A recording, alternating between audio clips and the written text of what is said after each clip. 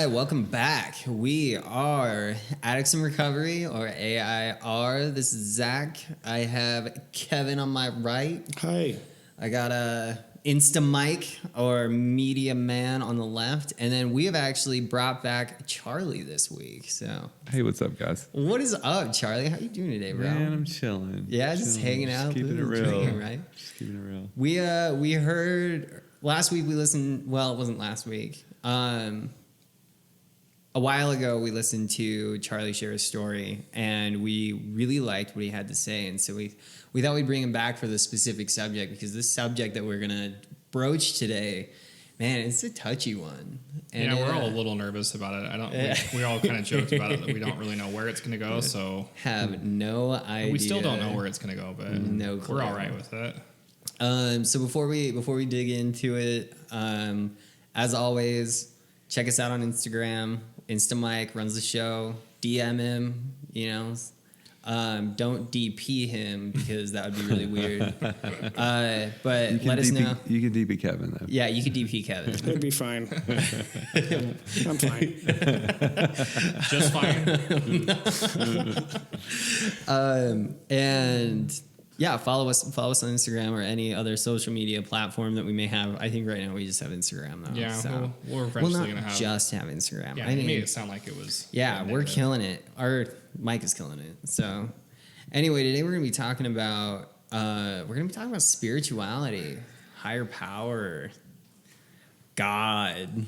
Ooh, that's got taboo just in the word God. So because we want to clarify what it looks like. What is spirituality versus religion? What is higher power, or God, or the universe, or whatever that may be, that it can help kind of push the taboo aside and help people find what they're looking for, right? And find that peace of mind, that higher power, or that peace from that higher power, whatever it may be.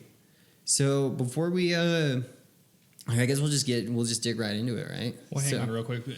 Kind of in branching onto what you're saying as well, of with the slant of addiction as well, of people that are trying to reach and search and find out something that can be able to edify and uplift them, and get them out of a hole. And we're going to talk a lot about that today, spirituality as well. Hell yeah. In recovery. Hell yeah. So we got all sorts of shit for you guys today. Yeah. This is going to be a good time. And of course, we've got the wisdom of Charlie here too. So who knows, man? What little there is. So what do you guys think? Where do you want to start out? What do we think? What is spirituality? I've heard a saying one time, well, many times. In AA, there's again those little sayings that they use all the time. Because I had a huge problem with the God concept, and AA is one of my toughest things to get over. But you do get over it. It was religion is for people who don't want to go to hell, and spirituality is for people who have gone to hell and don't want to go back. And I kind of related to that. It kind of made me feel a little bit more relaxed. There's a difference, and what is that difference between religion and spirituality? To me, a religion is like a platform. It's a set, very solid platform, a way to believe and behave. Where spirituality, you adapt it to yourself, and you kind of make up the way you view God or your higher power. To fit you. Yeah, I like that, and kind of what I've always think about religion as well is that it kind of has to fit the masses. It has to fit the kind of the middle ground people. Sure. The bulk of the population. You don't hear like somebody at the pulpit saying, go out there and find yourself and rely on yourself. They're more teaching the concepts of kind of a topic or a solution or an idea, and people can follow that. And, right. And I think if you take that, a step further, like you're saying with spirituality, I think that is, in my view, I take it higher, more personal. There is that difference, kind of like what you're saying. Right. See, I think I had a misconcept of spirituality growing up, and throughout my life, I was literally told that spirituality was dangerous, and it was for the open-minded. And if you're open-minded, no, Charlie's laughing about that. But what I was taught and what I was told is that open-mindedness was a bad thing, and I was taught that if you had an open mind, then it could be filled with bad things. And I always, it's funny because I feel like I'm an open-minded guy, but I had this preconceived idea that open-mindedness was for hippies and Right. and scary people, with beards. And But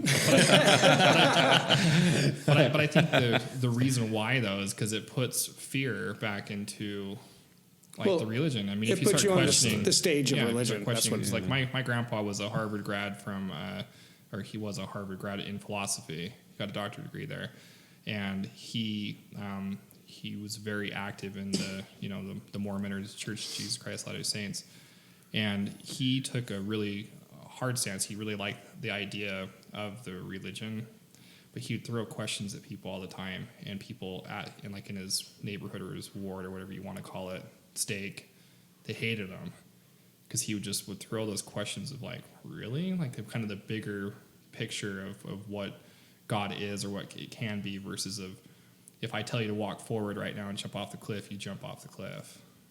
Right. So it was a lot of people didn't like him, and he was like really a devout religious person.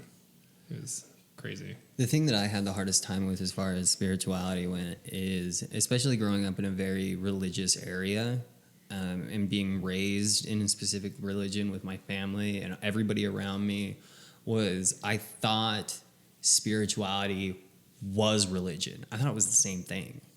I thought that for me to be spiritual, I had to go to church every Sunday, and I had to pray a certain way, and I had to engage in certain religious activities and certain behaviors and follow these certain guidelines so that I could be saved to this highest kingdom level or whatever.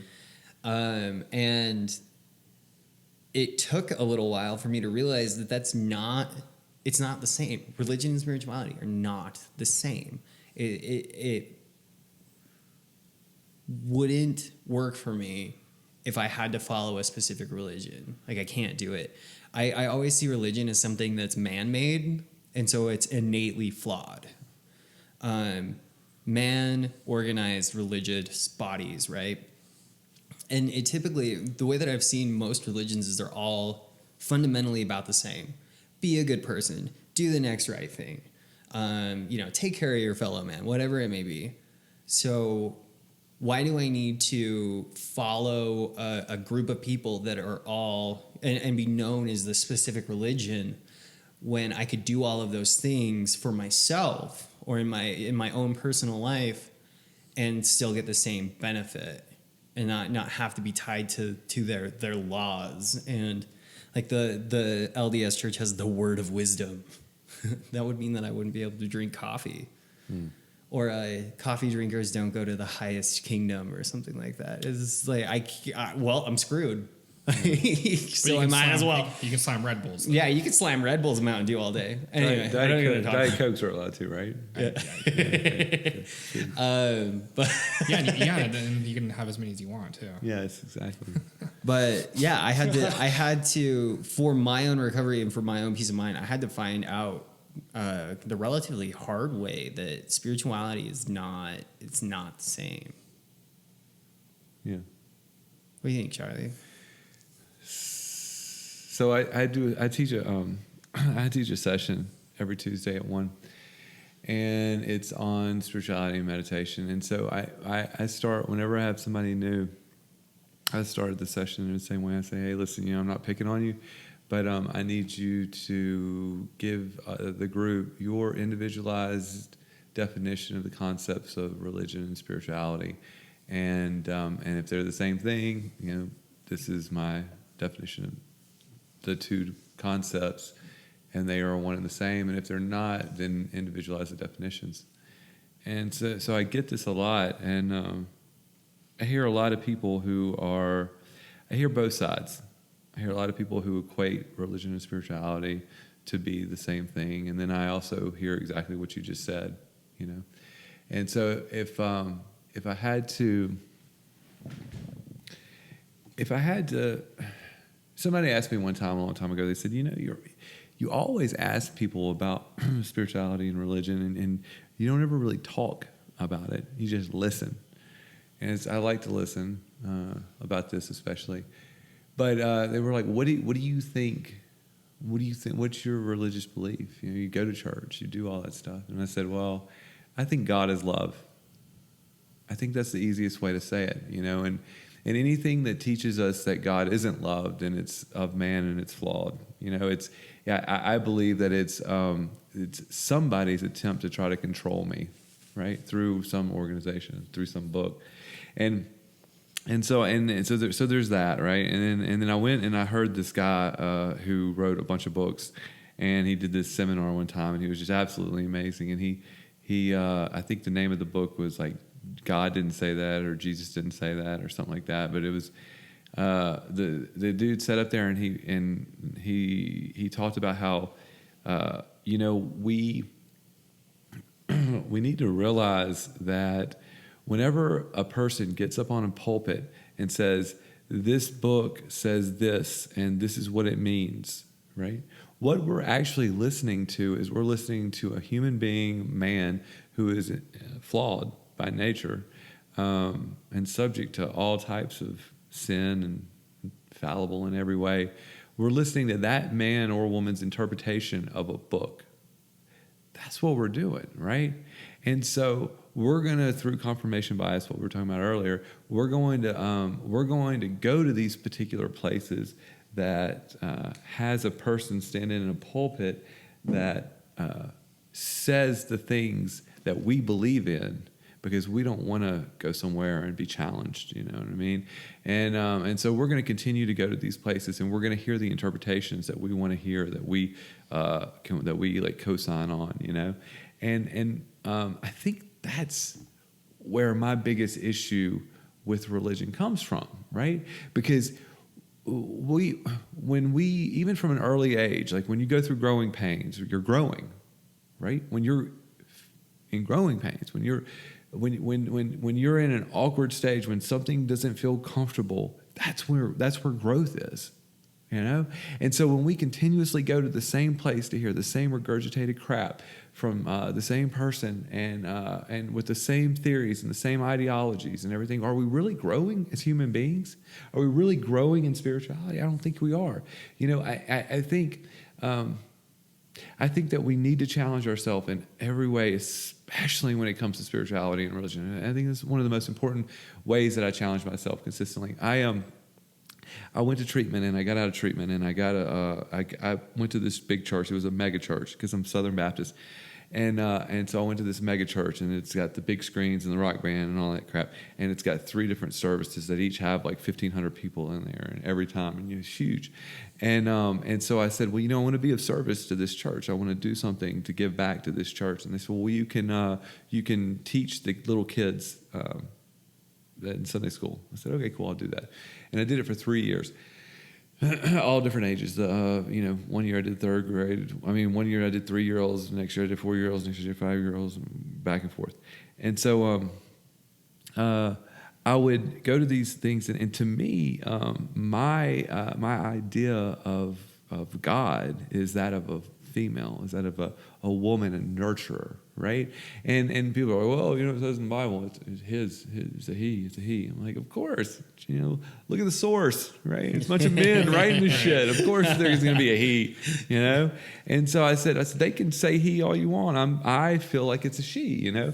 And so I'd have all these little kids coming up to me, and they'd be like, oh, you know, tell me about God and tell me about the Bible stories. And every time I'd be like, well, she says this and she says that, you know? And they'd go home and they'd tell their parents, and then the parents would come back and they'd say, hey, Charlie, listen, we are hearing from our kid that you're saying God is a female, and we don't know about that. Where does this come from? I'm like, oh yeah, it's my personal belief, and I'm volunteering and spending my Sunday mornings here to teach your kids Sunday school lessons. So if you got a problem with it, take it up with upper management, because I'm not going to change my particular belief system just to accommodate you and your very rigid structural construct of God. And I'm not going to do that. So anyway, have a good day. And I'd walk away from the conversation, and so I was in this church, and I was a really big part of it. And I went to the preacher one day, and I said, hey man, listen, it's a Tuesday afternoon, and I'm coming up here in my off time, and I need to talk to you. I need to talk to you, because at that particular time in my life, I was watching a whole bunch of Ancient Aliens. And the TV show, if y'all are familiar with it, right? Absolutely. Love that show. Aliens, man. Right. And I got all these questions, I got all these questions for you, preacher. And he said, man, I've been giving my heart and soul, my blood, sweat, and tears to this church for 3 years, coming in early every Sunday, coming to all the little functions and shit that they did. And I said, I need to talk to you. I need my preacher. I need my preacher because I have questions. And he said, I don't have time for you. He said, how about you go talk to somebody else? And I said, you know what? How about I just don't come back to this church? And I walked. And so then I went to this other church, and it was very, very small, super small. And it's this church called Ecclesia, and it's a non-denominational church in Hattiesburg, Mississippi. And it's the pastor's name is Mike Dixon.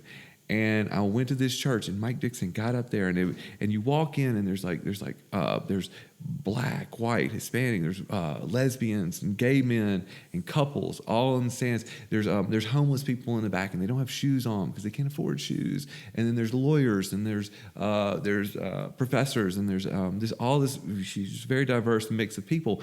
And I sit in there, and I listened to Mike, and he came out, and he said, I'm going to tell you what my interpretation of the scripture is, and you can go with it or not. But this is how I view these words, and this is what they mean to me. And I'm going to tell you, I really listen to these words, and I try to apply these theories and these philosophies in my life to become a better human being, because that's what spirituality is to me, is to take these teachings and be a better human being. But I fail at it. I fail at it consistently. But it doesn't stop me from trying. And it doesn't stop me from viewing these words as being like, this is the way to live life, and this is the way to grow. And I was listening to this man talk, and I was like, this is the first time in my life, in 30-something years of living, going to all types of churches all over the country. This is the first time in my life where I ever heard a preacher get up on stage and talk about all the different ways that he fails on a daily basis as a man of God. And I said, this is real. This is what religion is, right? This is what religion should be. And sure as hell, this is what spirituality is, right? And so it was at that moment where I was able to merge the two, because I'm the same with you, man. I went to church every day as a kid. I went as Southern Baptist. You go to church on Sunday morning, you go on Sunday night, and then you go on Wednesday night, right? And if you don't, you're going to go to hell. And it's hot down there. You don't want to do that shit. And so I went, and my grandmother, she was a very proud Southern, blue hair and all that shit. And she said there was a black dude that came and sat in the pew behind our pew one time, and she came down, and he said, after church, she said, I don't think you need to come back here. I don't think this is your type of church. And I heard her say that. And it was like I learned all these teachings of Jesus, like do unto others, love thy neighbor, and all that shit. And then I heard her say that, and I was like, you know what? Everything I hear here is hypocrisy. You're all full of shit. You know what I mean? I don't want any part of you. And I walked away from it. And so, I found what I lost that day. What I lost that day when my grandmother did that, I found that day that I was sitting in there listening to Mike talk about all the problems that he had and all the flaws that he had as a human being. And I found that connection between religion and spirituality. But I also agree with you, man. Like, spirituality is something so much deeper than any man-made, organized thing could ever possibly exist. Well, I think it's harder, though. It's harder to kind of obtain that. And you look at just the start of the whole United States. It started on people wanting to have freedom. They wanted to be able to explore their own spirituality, their own religion in their own way. They wanted to get rid of the this is the way you do it. You know, the Church of England and all that stuff was happening all over Europe. And people leave, and like, look what happens. Look how progressive, look how young the United States really is, and look how much crazy growth there has been. And my belief is, I think like that people had the freedom to be able to explore themselves. They had to be able, you know, they had to rely on themselves. They had to rely on their own personal belief and their own way that they can deal with what their God is. And in that way, it opens up like your mind pretty much to be able to source that stuff, to be able to input it, versus it just being kind of another pawn on the chessboard of just being pushed and told what to do. And this is the way you think, this is the way you walk. And I mean, you look at, I'm not slamming religions, but like you look at like the Middle East and a lot of areas that there is not a lot of growth. There was a long time ago when the very basis of those religions started. You look at all the design and the architecture and their thought process and how they're able to form and to grow. And then it gets too strong of this is the way you do it. And if you're not like us, you're killed or you're pushed away. And when that happens, it damages the entire community to the point where there is no growth. It's stagnant. And I just like that concept of it, because I mean, like I said, the United States is so young, and there's so much stuff that's happened since then. You know what's interesting about that is that, like, so, you know, we have these periods where we, as in history, like historically, we have these periods where we develop these rules and regulations, right? And then you get a large group of people that come, and then there's just some breaking point. And then there's a separation. There's like, oh, you can't tell me what to do. I think you're wrong about this. I'm gonna go start my own thing, you know. You got America, right? But then at some point, it just merges back into this huge, like, It does it again. thing It's that it used to be, right. yeah. And then there's a breaking point, you know. And I don't know. It's interesting. It is. It's like you come to the base of like the Ten Commandments. They are fairly easy to live by, you know, and then you like have to take another level above that. Then it just keeps growing into another level to, you know, and then sadly you get people that start to look at other people that the way they're not looking or living or believing like you, and they're shunned or talked bad at, or, you know, and I don't know. I'd like to pose a question. Yeah. Because this is something that I was wondering when I first got into recovery. And I think the entire topic makes many people that are looking for recovery, the topic of God or a higher power, and we can talk about that for sure, the difference, I suppose, or the sameness.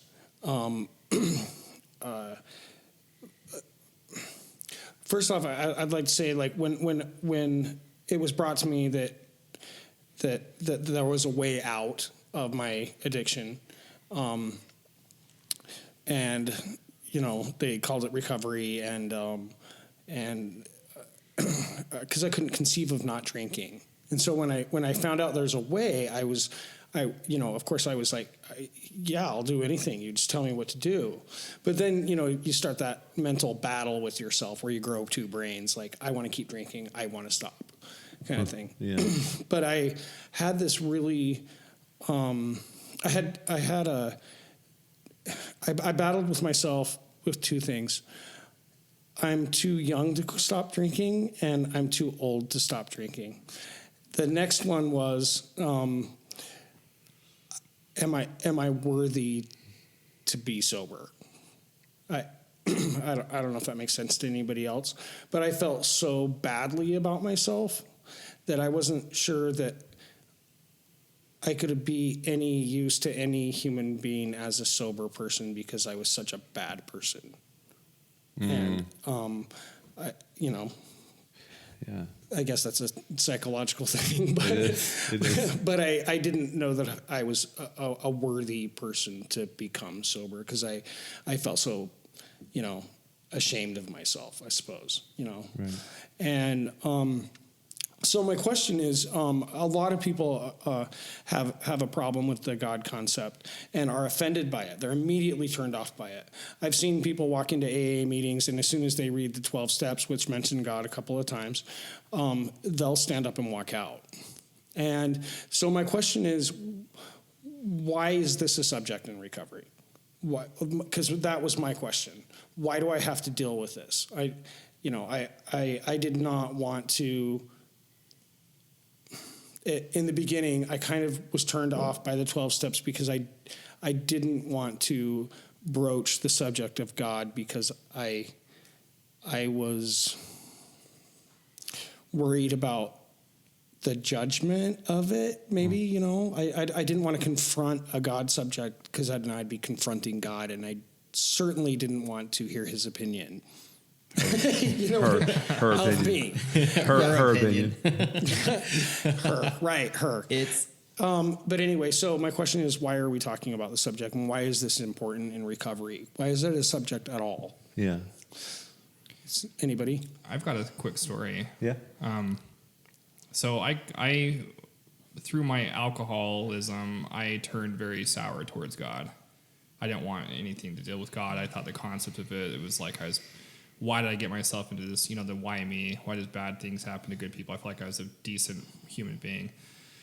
And a lot of people blame God. Yeah, like I was like, this is ridiculous that I got myself in this situation. And here's what happened to me. So I'm like day 8, 9 in rehab, and just laying there on the floor and crazy enough, the place I went to is an old Catholic monastery, and I'm thinking about like all this expensive wood that's all around me, and all this because I'm in construction. I'm like looking at like, this place is expensive. It's like just kind of another joke to me, thinking how much money religion spent on whatever buildings. I just think it's a joke. But so I'm just laying there looking at the ceiling, and I'm like, I could be home, I could be at my office, I could be doing so many other things, but why am I here? Why am I here right now? And I'm like kind of talking to God, but to myself, I'm just like, why am I here? And in the first time in a very, very long time, like this sunshine just came out of the window, those big, big windows are in that room, and it hit me right in my face. And it just warmed me up to the point where, and it was like an answer of,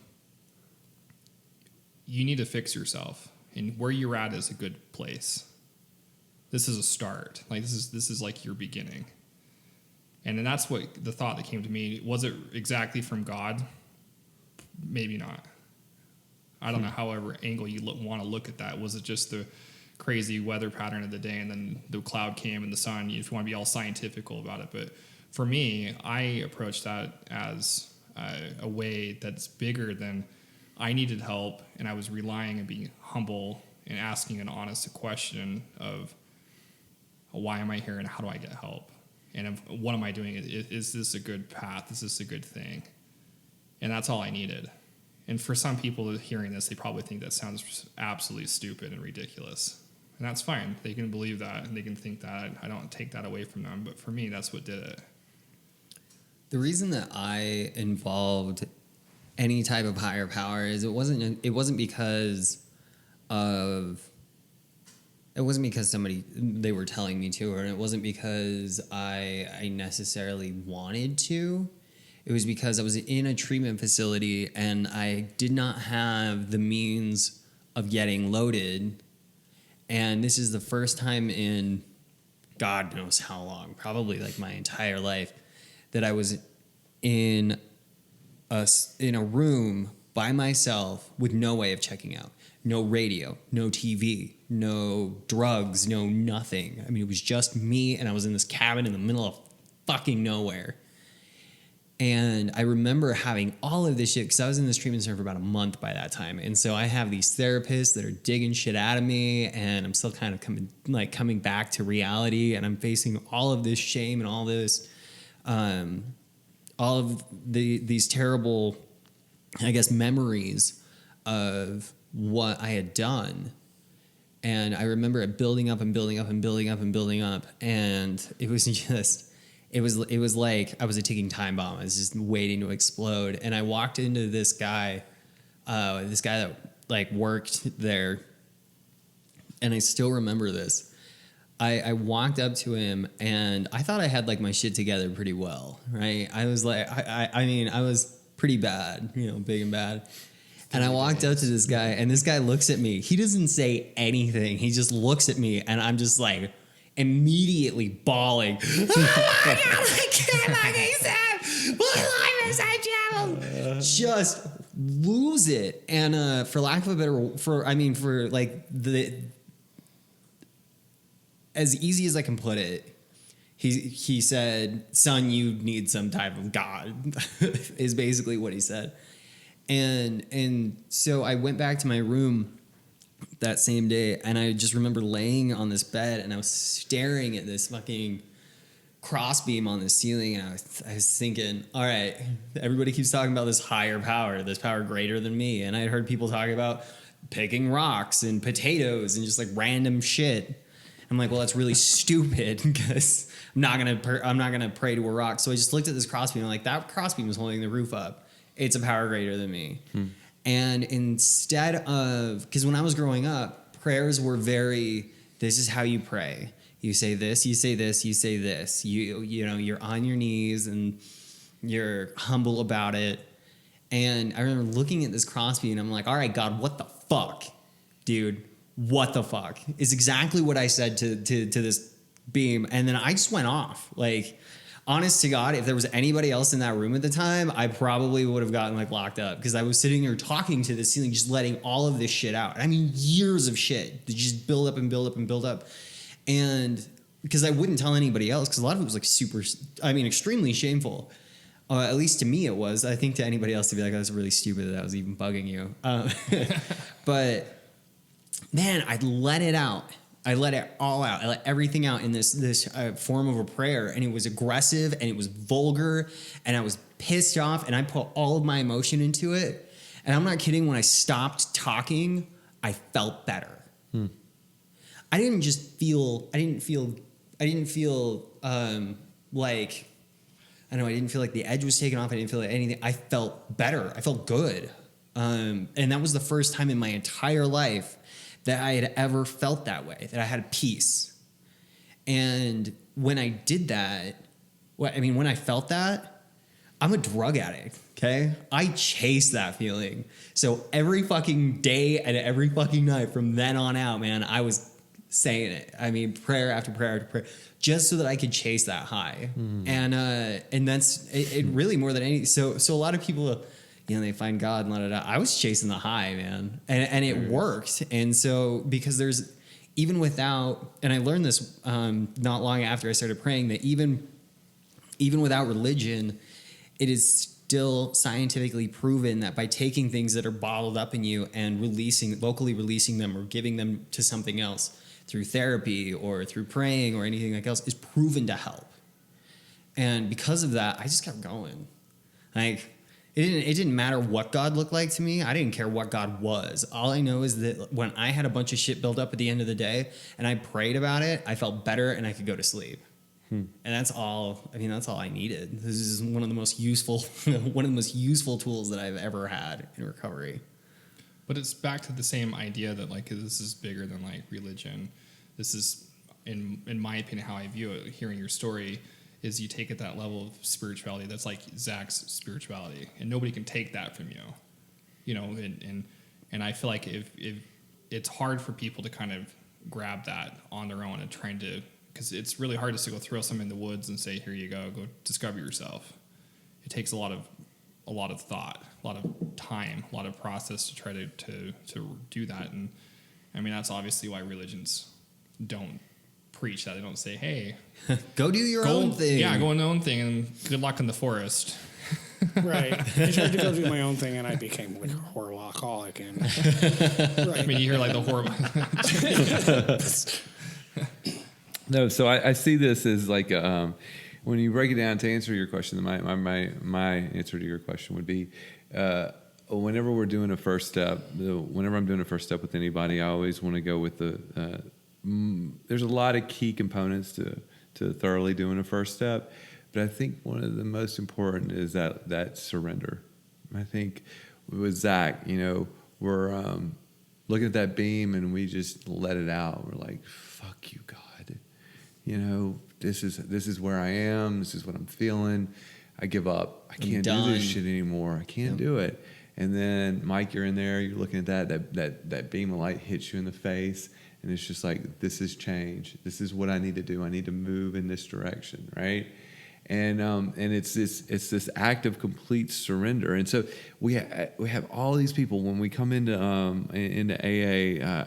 I would say a large majority of people are just completely jaded by this idea of God. And somewhere along the way, either I'm such a horrible person that I don't deserve God's mercy and peace and grace, or I've been wronged by God or religion. Like, think about the people that have been molested by priests and all this that have led to alcoholics and drug addicts and everything due to like sexual abuse on that. Like, that's some intense shit. That's some like serious trauma from religion or God, if you want to put God in that place. And so we address this, right, with AA. You're going to have to get sober. You're going to have to do this. We've got these 12 steps, right? But we don't start you out with God's going to be the answer, higher power is going to be the answer, because maybe the first step, that would be a little bit too abrupt. So what we're going to do is first, we're going to have to find that level of surrender. Humble yourself. Humble yourself, right? Humble yourself. But they hit you with it quick now. Second step, they come at you. Came to believe that a power greater than yourself can restore you to saying, I knew you were going to do the God thing, right? Here it comes. Here it is. That's where I was like, a lot of times you hear AA is a cult. Yeah, I've heard that. And when I remember my first few times going, I thought, you know what, they're right. Because, you hear the word God or higher power, and until I understood and came to be at peace with it, which took a while. You don't have to get it right away. You can skip right over the top of it until it works for you. Fake it till you make it. Right. You know. But it took a while for me. When it finally happened, it came rather quickly, but yeah. But it's necessary, because in my opinion, this is what happens to us, is like we in our active addiction, we just get consumed by selfish acts, right? We just become everything is about me, victim. Denial, pride. Yeah, all that stuff, all of these emotions that are from selfish actions. And so we have to get out of self, man. We have to get out to something else greater than us. You know what I mean? And the obvious conclusion to that is going to be to figure out something loving, caring, greater than self as your higher power, and just give to that, Right. Yeah. So the other thing that bothered me about the AA program was this feeling of being uncomfortable with the concept of a higher power versus God. To me, like, to say that there was a higher power other than your concept of God sounded like sacrilege.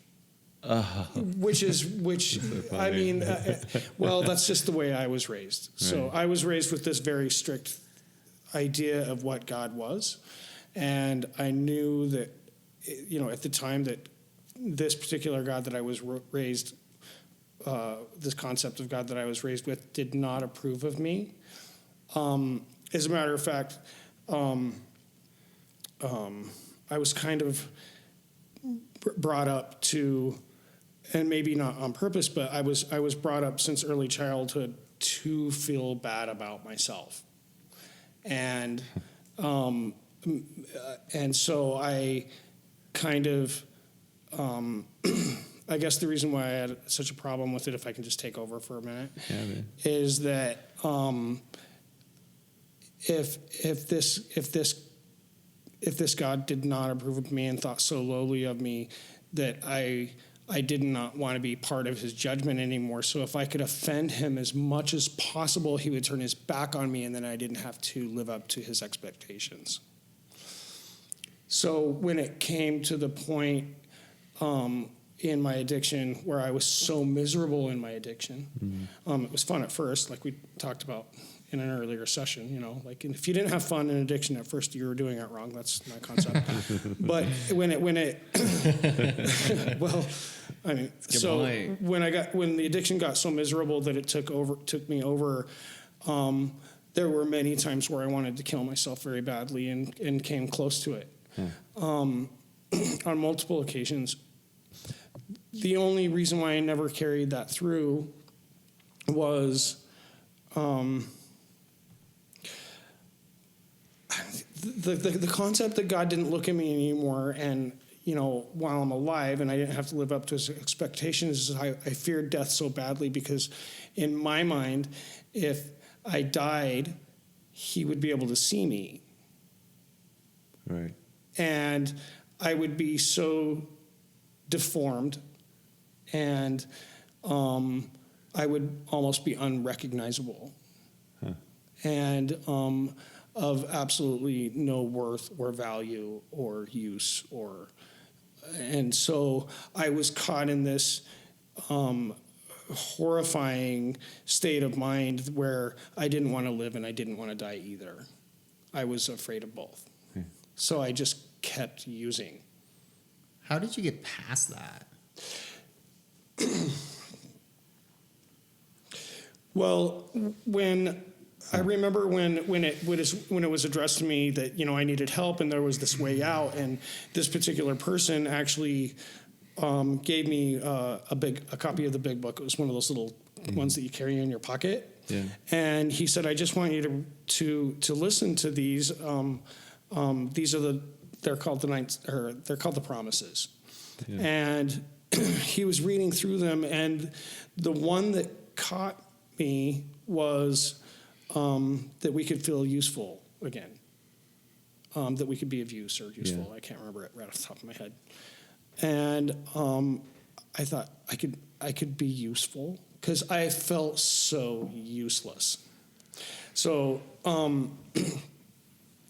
so AA and I like to keep bringing up on this show that I'm not just preaching AA. There's many ways to get clean, but AA works for me. Right. So in my story, I started going and I started hearing this term, a higher power or God as how does it say? God as he pertains to you, or As you understand. yeah, As you God as you understand understand him. Her. Exactly. And I was like, what does that mean? I could not get that. That made no sense to me. God as I understand him. What do you mean? Like what does my viewpoint of God have to do with, God? There's only one. There's only one way to look at him. It was a him, and he floated through the clouds with his arms spread, Right. and he hated me. That was, and he didn't answer. So here any- comes Kevin, run. and I felt so worthless and ashamed of what I had done to myself, and suddenly it literally went, like, after hearing people's concepts of a higher power and their concept, and I started getting a little more used to, okay, that's their version of God. I guess there's some other way to look at, like, different angles, of looking at God. And it finally occurred to me, I only have one point of view, and that's mine.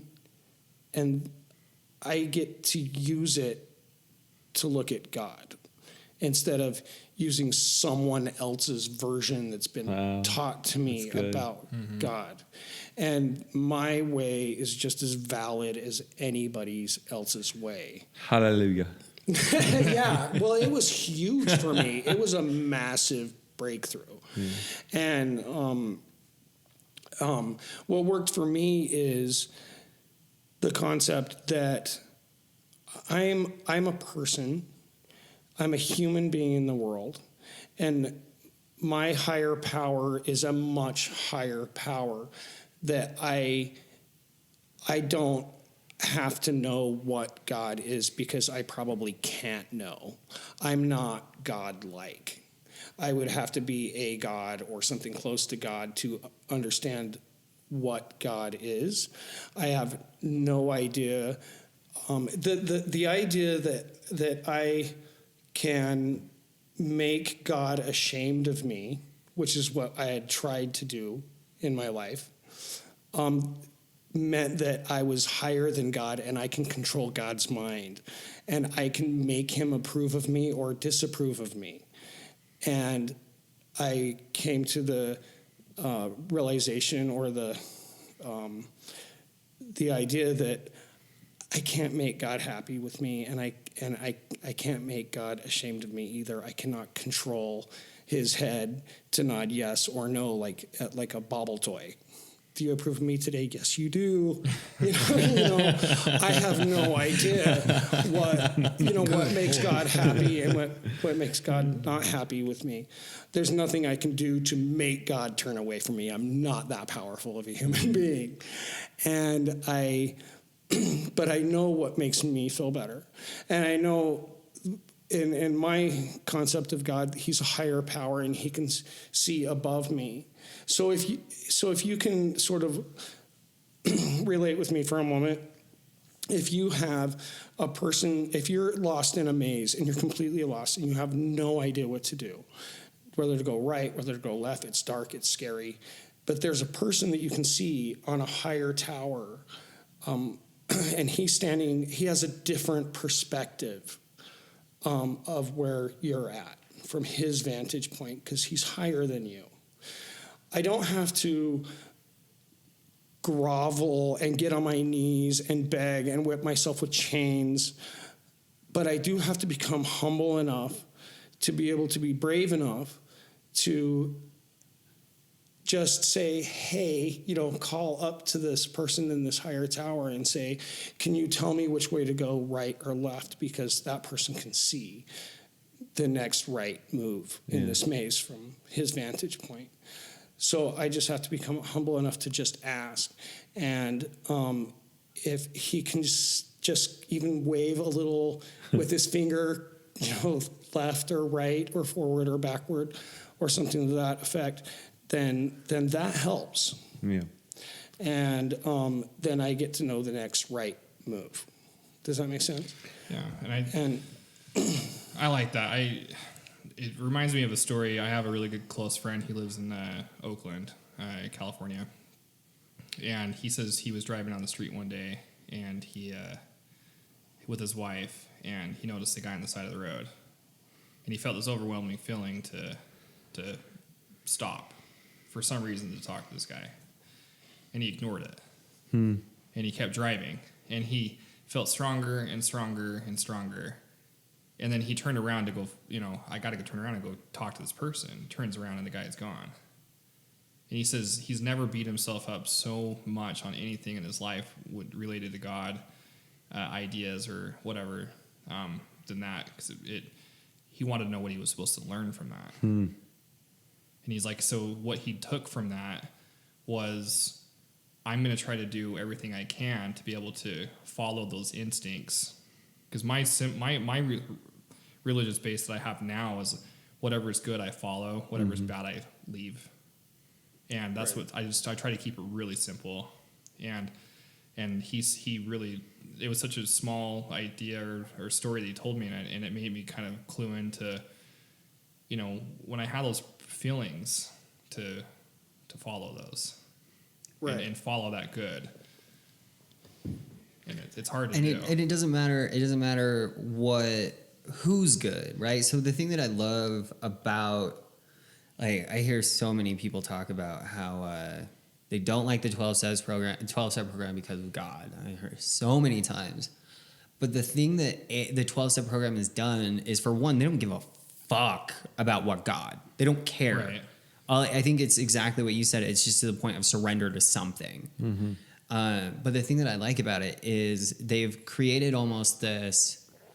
They created this environment that civilizations would go on entire crusades in this war of, this is our belief, this is the way that you should believe. Well, AA has created this environment where you could take any belief, doesn't matter what it is, any belief, following the right thing, looking up to a person in a tower, talking to her, it doesn't matter, and still applying that to saving your life, because it's not about God. Everybody that walks in, or not everybody, but I'd say specifically me, and walk in and see this God on the 12 steps and see people talking about God. And immediately God is all that's there. It's just God. Right. And God is only a piece of it. It's not even, I mean, I found peace of mind in praying to whatever the hell God is. But it's just a tool. It's a step. It's a piece of the puzzle that I need so that I can move on to the rest of it. But my initial reaction is, oh my God, I can't get over this God thing. Oh my God, this is God. Oh my God, and then all of these old preconceived notions come up, and all of these negative, attributes, and this person in this church did this, and blah, blah, blah, blah. But in reality, it's got nothing to do with that. I created this huge thing in my head, and it's got nothing to do with that. It's about what I get to choose to believe, just like every religion on the planet was created by something, because it's somebody's idea. So why can't I choose my own religion, my own version of God, to work, and then just kind of, I don't know, leave it at that? Like, because I overcomplicate shit all the time, and it doesn't need to be that way. The God word is so much bigger than what, I mean, they capitalize it in text, right? Right. I didn't even notice that until I got into AA. I was like, they capitalize the word God. I didn't even realize, or they'll capitalize he, referring to God. I didn't even realize that they did that. But I think it's just, we make it bigger than it actually needs to be. Yeah. Well, I think like I said, to simplify things and to be able to create a human being to become humble, or the concept of humility, where it keeps us in check, where we become too prideful about something. We think we know it all. We think we have it all.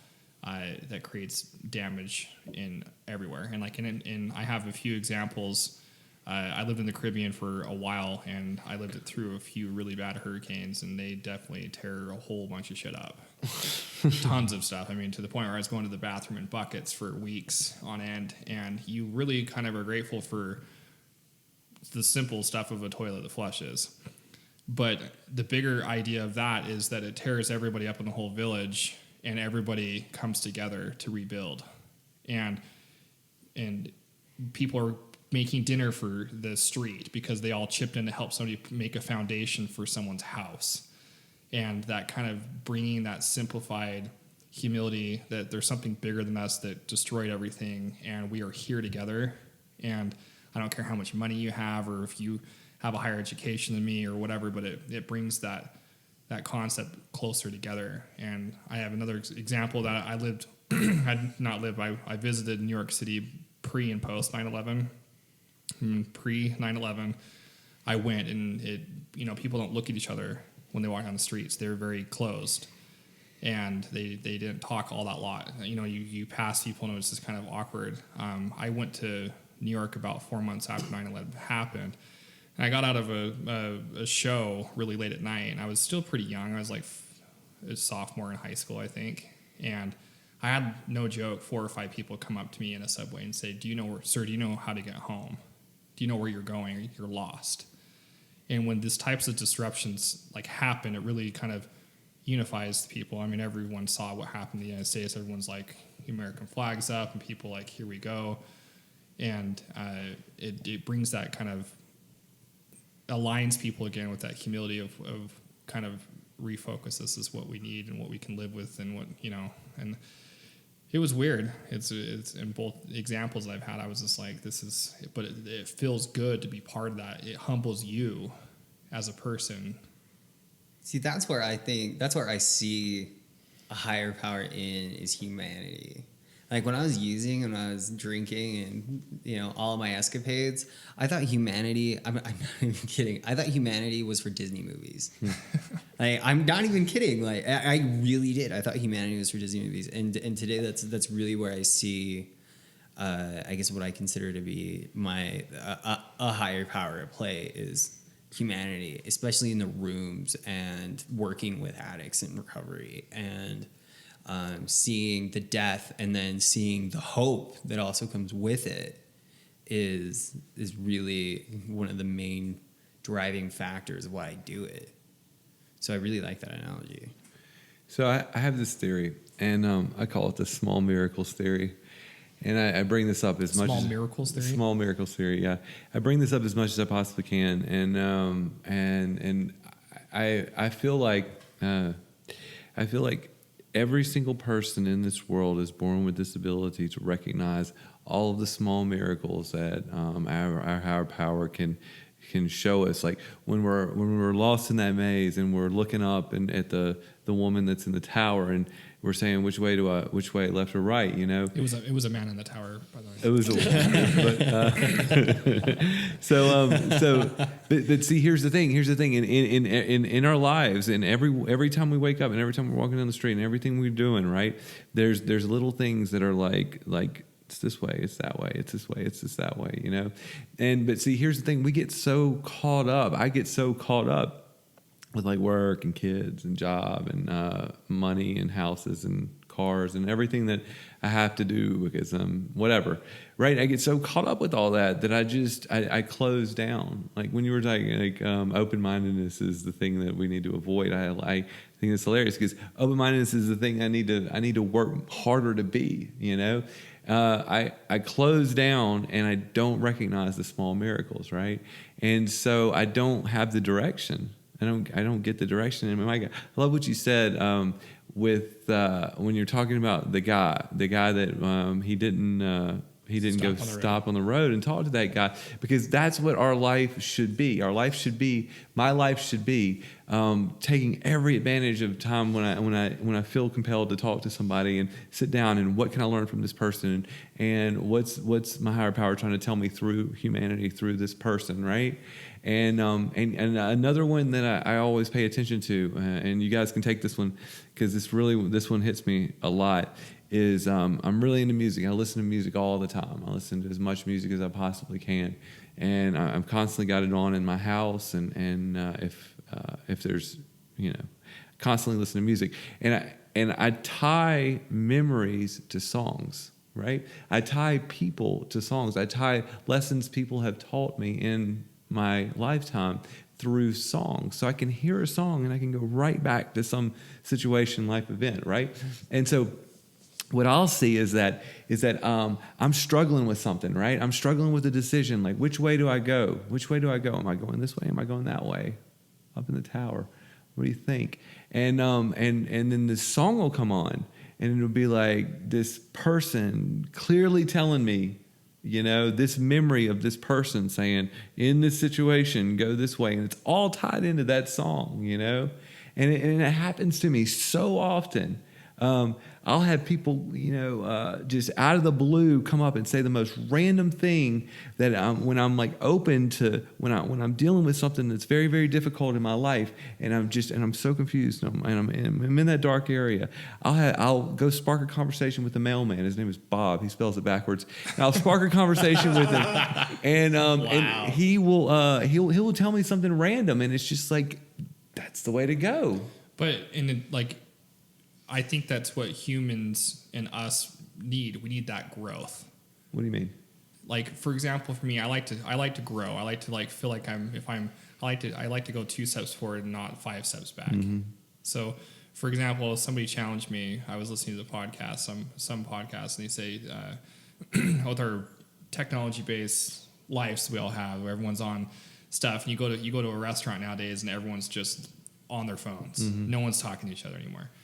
So they put this challenge out that if next time you're at a restaurant, if you're by yourself, go sit next to somebody and talk to them. Mm-hmm. So I was like, you know, I went to this pizza joint in Salt Lake, and I was like, everyone's just watching on their phone, you know, it's business people. I was just like, fuck it, I'm going to go sit next to this guy and start talking to him. And we found out we have a whole lot of common. Mm-hmm. Was it awkward? Yeah. For the, you know. It's probably really weird. It was really weird. He was probably like, he had his phone in his hand. He just puts it down. He was just like, I'm like, hey, what's up? You're sitting alone. I'm sitting alone. What's up? You know, what are you doing? What's your name? What do you work? And it was just kind of interesting that after he just like walked out, but he came back and he says, hey, I really appreciate that. He's like, I didn't notice, but everyone in this room is on their phone. Yeah.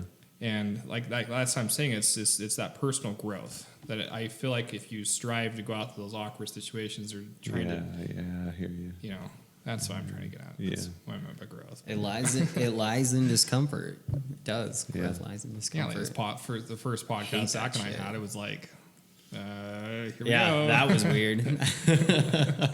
That was really weird.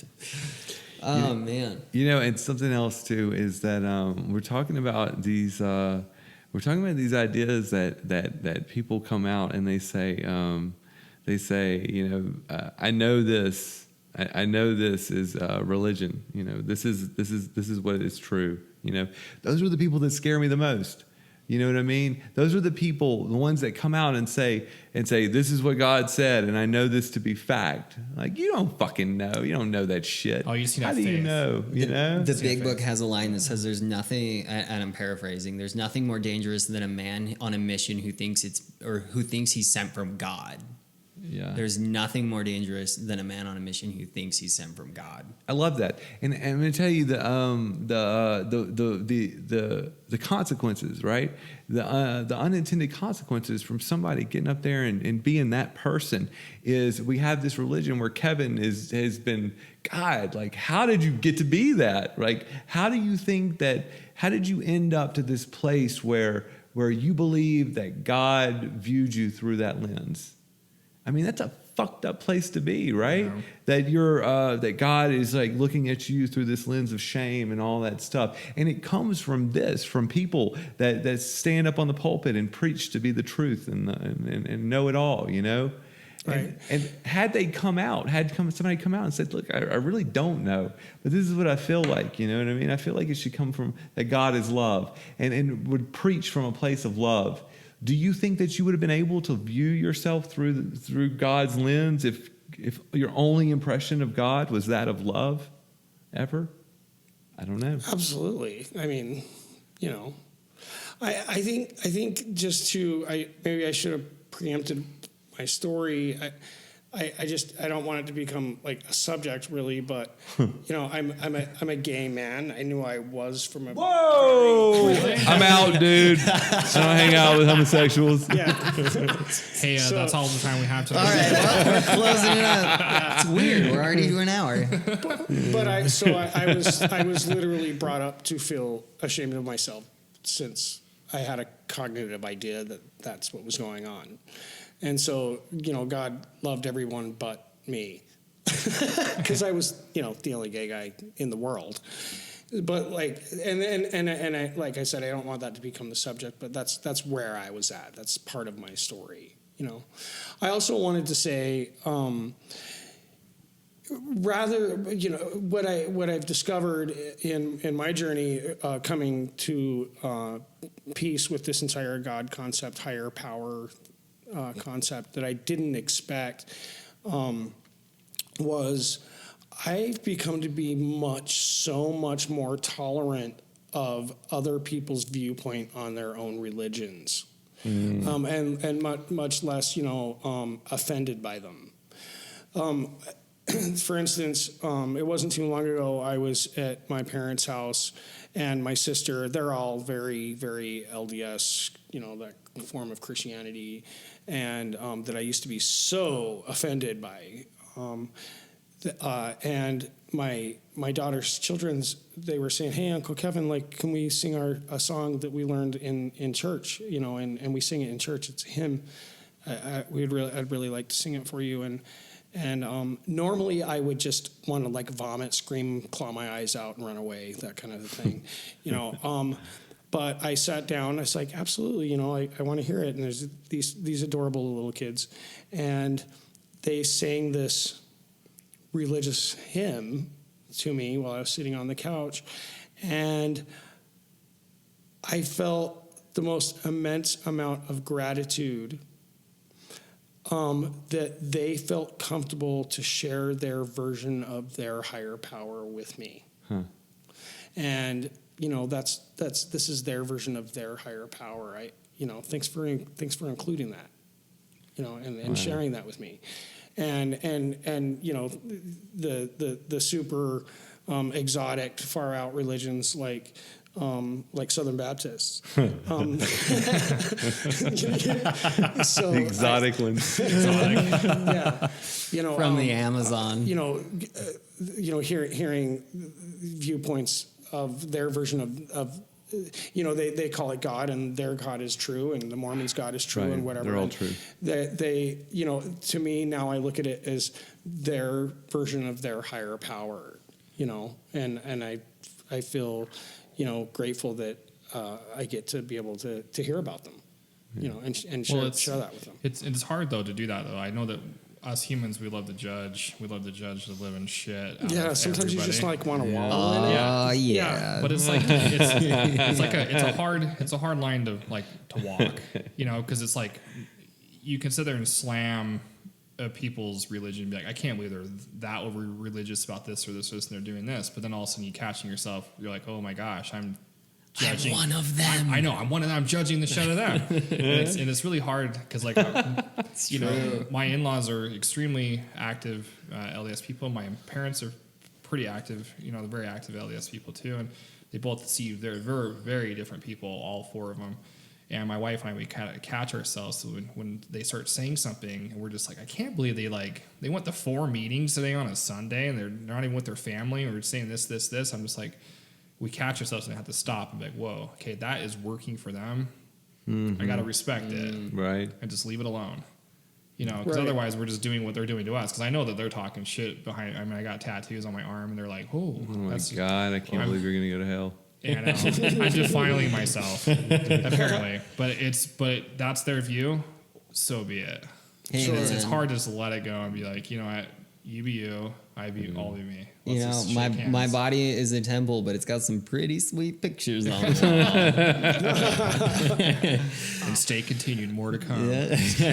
So I guess maybe the answer to the question is about why the God complex or the higher power complex, why we were talking about and why we needed to address it, is because it's important and it helps, and it helps immensely. Yeah. And it's part of the human condition to contemplate such things. It is. And whether we know it or not, we like to cast blame at somebody. And even if that somebody is, you're just throwing blame out, it lands on, if there's nobody there to blame, you blame God. Right. And so I think a lot of addicts and alcoholics have done that. They don't want to blame themselves, and they don't want to blame their condition, so they blame God. At least that's what I did. So, Well, I got a good story. I knew this guy, and he was an atheist. And one thing I've found in recovery is that this whole idea of why do we need it as part of this 12-step whole thing, and it's part of the process. We need it for the reasons you just said, and we have people that come in and they're like, well, I'm an atheist. Am I able to do this? Of course you can. Work it the way you work it. You know what I mean? But I'm going to tell you what I find is that I have this super good friend. His name is Ray Scott, and he doesn't talk to me anymore because I went to go make amends to him, and he didn't want to hear it. But I tried. So it was a freebie. Right. That's what my sponsor calls them. Yeah. If they don't want to hear it, it's a freebie. Right. Sold. I tried. Yeah. So he used to say this. He was an atheist, and his sisters were missionaries. And he used to say, I have these sisters, and they have this faith in higher power, and they can just have all these problems and all these stressors, and they can just give it to God. And it pisses me off. It pisses me off that I'm an atheist and I don't have that. And he used to say that. And so then I get in recovery, right? And I'm in recovery for so long, and I see these people that make it into long-term recovery, like 10, 15, 20 years in long-term recovery, still die hard atheists. I'm an atheist. And they're making it, right? But they're just not very happy. They're just kind of angry. And I think about what Ray Scott said every time. I think about, well, when you develop that relationship, you have you have something to give that to. That anger, that anxiety, that depression, that despair. You have something to put it on, you know? And so that's. Do you think it's bad or That's good? really good shit. Do I think it's bad or good? What do you mean? To like have that type of something where you can use as a source of blame onto something. I just think it's part of the whole 12-step process. Like it's part of this power of developing that relationship with something outside of yourself. Well, You know, it gives you an outlet. It's a lot like what happened with me. Like it really is. It gives you an outlet. Yeah. I mean, that's the whole reason that I started praying and to begin with, because I had an outlet. I felt better after I did it. And so if I didn't have, I could honestly say, if I didn't have that experience and if I still firmly didn't believe in some type of power greater than myself, I don't think I would be where I'm at today, because I would still be bottling all that shit up. And if I was still bottling all that shit up, I would have gotten high years ago. Years ago. Yeah. I don't know. All right. Well, we're running out of we're time. kind So, We're running out of time. Yeah. Could probably easily go on this subject for a while. oh man, we I could like just the keep topic going. though. I mean, we This is really a good had one. no like script on this, and it went in a. I felt like it went in a good way. You could do another podcast on spirituality, and you could call it Step 2 There you go. podcast. Episode. He's Okay. got That's jokes. cute. So I had this one more story. So I had this when I first got clean, we would go to these meetings, and they were the big meetings is what they called them, and it was in the YMCA, and there was like 150 people there, right? And so the treatment centers would come, and in this particular day, there was this sweet little innocent girl who probably had about maybe 15 days of sobriety, you know, but they were going to let her run that meeting, and she's going to do it, and you could tell she was all nervous and shit. And then she gets up at the end, and it was an NA meeting. And NA is really like, don't talk about God. AA is like, all right, we can talk about God. But NA is like, you say higher power. You know what I mean? You don't reference God at all. And we're strict about that in NA because that God drives people away. So we're going to start our own group. We're going to call it NA, and we're going to be real specific about not talking about God. And so there was this guy, and he was an atheist, and he was really, really angry. He was just a super angry guy, and I'll never forget this. I never really had much for this guy. But anyway, so we're in this meeting, and everybody's closing up at the end, and there's 150 people there, and this little girl, she's done such a good job with the meeting, and she's just shaking and innocent, and she goes, okay, now I'd like to close with the Lord's Prayer. And this guy, because you're supposed to close with a third step prayer in NA, you know, and she doesn't know that because she's brand new. But she goes, I would like to close with the Lord's Prayer.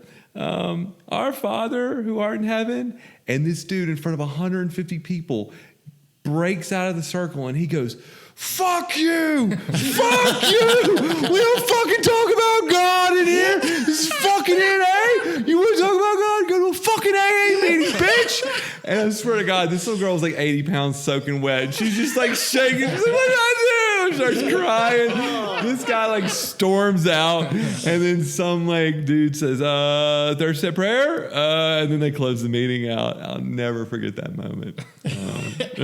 Hopefully somebody ran out and got her. Yeah. Oh, she stayed. Dude left. Dude relapsed shortly after. And Shocking. Yeah. All right. So, any last parting words of wisdom that anybody has as far as regarding higher power?